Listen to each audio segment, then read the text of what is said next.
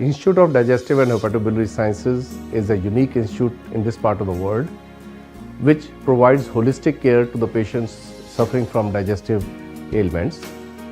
There are two divisions in the Institute of Digestive and Hepatobiliary Sciences.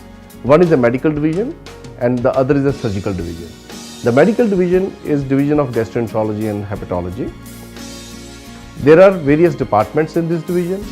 There is Department of Interventional Gastroenterology, Department of Hepatology, which covers both clinical and transplant hepatology, Department for Pancreatology, Department of Luminal Gastroenterology, and Department of GI Oncology.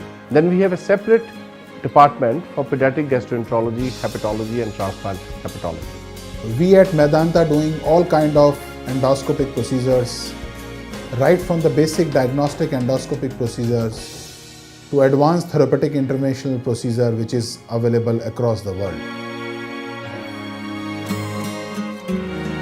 In our institute for liver disease patients, we have all kind of services available, starting from basic clinical services to diagnostic services like liver biopsy, fibroscan, therapeutic interventions involving interventional radiology like TIPS, transarterial chemoembolization, transarterial radioembolization, radiofrequency ablation for liver tumors, as well as services like liver transplantation.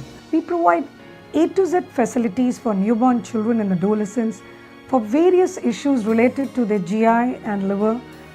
Besides diagnostic endoscopic work, we do a lot of therapeutic endoscopic work as well as other facilities like EUS capsule endoscopy. We work in very close association with our Department of Gastroenterology.